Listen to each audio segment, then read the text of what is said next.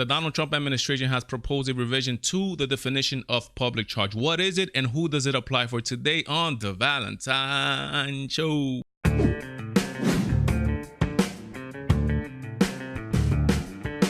Welcome back to the show, guys. I'm your host, Valentine, expecting you guys are having a wonderful and blessed day. Thanks God for who? For Thanksgiving. We went through Thanksgiving.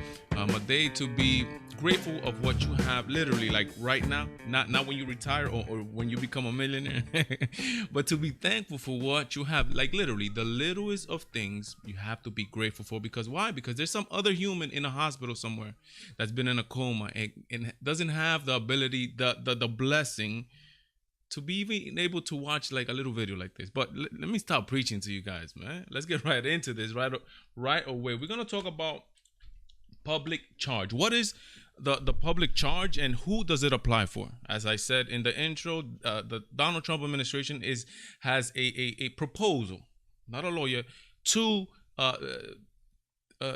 include more government programs that are going to be held against you if you use them to become a resident or to hold a green card of the United States. Now, is public charge something brand new? No, it's not. I'm gonna get into this. Is from, look where I'm at. I'm at the U.S. and Citizenship Immigration Services. I'm gonna give you the current definition of public charge, literally like right now. This is not something new. And then I'm gonna go into, again, on the same website, I'm gonna go into the proposed change of the public charge. So let's go into this. What is a public charge? I'm gonna leave the links down in YouTube if you're watching this on YouTube. What is a public charge and when does it apply? First of all, for a purpose of determining inadmissibility to what? To, like I said, to get a green card, right? Or to change status in the United States.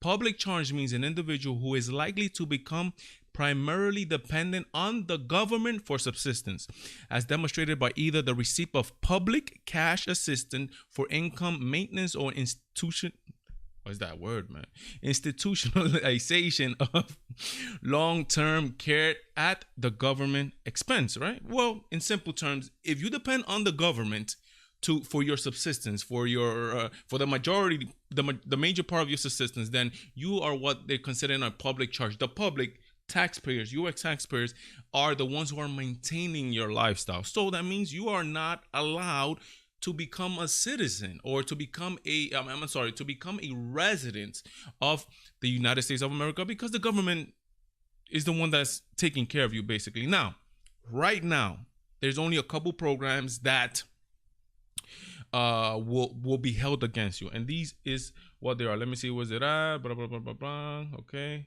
here we go, right? As of right now, let's look what it says. Public Supplement Security Income, SSI, for example, temporary assistance for needy families, that's welfare in other states, state and local cash, anything that you receive cash for, that will be held against you right now, and programs including Medicaid supporting individuals who are institutionalized for long-term care in nursing homes or mental health institutions, not incarcerations is not including on it. So, for example, only temporary assistance for needy families, which is welfare, in some state called temporary assistance for needy families, TANF, right? In other places known as welfare, cash, SSI, some types of medical Medicaid benefits are right now held against you, and you cannot, because it makes sense. Like if you're receiving cash assistance, how is it, like, for example, if you could ask for a family member in another country, how could you bring a family member from another country if you are literally being supported by the government? What does that mean? That you're literally just bringing another person to be supported by the government, and that's a weight on not the government but on the people who pay taxes. Now, the change, and this is where the controversy comes in.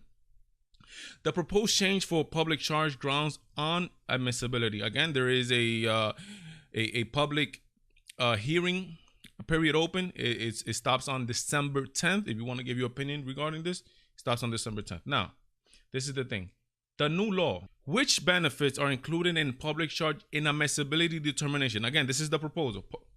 Now, the public charge education will only account for receipt of designated public benefits, including still cash assistance for income maintenance, Medicaid, limited exceptions for emergency conditions, and certain disability service related to education. Medicare Part D, low income is included. The Supplemental Nutrition Assistance Program, SNAP, food stamps are included now. Any benefit providing for institutionalization for long-term care and government expenses. Now, Section 8 housing voucher and public housing. Again, so now the proposal is to put in their SNAP, that a whole bunch of people get SNAP, right? Which is food stamps. Section 8, a whole bunch of people get Section 8. Medicare Part D, any public housing. If you live in projects or any type of public housing you get, now that will be held against you. Again, this is the proposal. This is not law. Now, for those who are legal U.S. residents and want to become citizens, look what it says. Look what it says here for. This is who is subject to the public charge inadmissibility ground. While some lawful permanent can be subject to the public charge ground on admissibility, and I'm gonna get into that, how some I could get public charge be held against you, because specific circumstances dictate that they be considered applicants for admission. Most lawful permanent residents are not subject to the inadmissibility determinations, meaning people that already hold a green card now are not subject to this inadmissibility determination, including public charge inadmissibility. Therefore, lawful permanent residents who subsequently apply for naturalizations, meaning if they want to become U.S. citizens, will not be subject to the inadmissibility determinations, including a public charge inadmissibility determination. Again, if you have a green card and you want to become a United States citizen, it does not matter. It does not apply to you. Now, the only way, which I was reading in another website, that it might be applied to you is if you leave the United States for 180 days, for a consecutive 180 days, which is about 5.9 months or 6 months. If you leave the United States for 6 months, when you come back in at a port of entry, they might put you in deportation proceedings if you are receiving one of these benefits, right? Why? Because you just proved, this is my non-lawyer examination of that, is that if you were out the country while you were still receiving benefits, you're living in another country 6 months, and then you still come back in here, that means you don't really need to live in the United States. Therefore, they will put you in deportation proceedings. Again, this is the U.S. government trying to stop the waste. There's a lot of abuses out there. I've been to places where there's people, or my wife, right? She's been at stores, right, where some guy in front says, "Hey, listen, I'm gonna give you $80 in food stamps and you've given me $40 cash." There's a lot of bad things happening with these things. People are trading these things. People are abusing the system, right?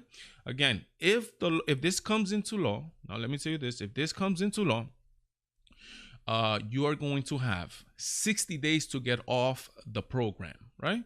You're gonna have 60 days to get off the program, and that way it would not be held against you. If you're gonna, if you're hold a visa, or you wanna, and you wanna become a legal resident, you can, after it's implied, you have 60 days to get off of it. Another very important thing: it will not be retroactive. What does that mean? Meaning that from the day that it starts is from that day forward. It doesn't mean that from that day that it starts, if you had it in the past anytime, you will get held accountable for that use of that service. The administration, again, trying to cut down on waste, trying to cut down on not a corruption, but on just the abuse of the system. Guys, what do you think about this? Do you think this is something that is good? I think so. I think it's something that is good. I think people should be able to pay for their own if they're going to be in their country. I know there's situations where you have to, which I understand, and hopefully there's some provision in there where it allows people to, because the services are there for them to be used, not for them to be abused, but to be used in special situations. Now people 30 years down the line living in projects, and 30 years down the line being on food stamps. Guys, let me know what you guys think. Please do subscribe, do share, follow me on Twitter and Instagram, on Facebook. Guys, leave your comments out below. Remember, this is your channel. This is not mine. I could be here talking to the internet, right? I could be here talking to a wall. If you guys don't support the channel, this channel is absolutely nothing. God bless each and every one of you guys. I'm Valentine. God bless. God speed.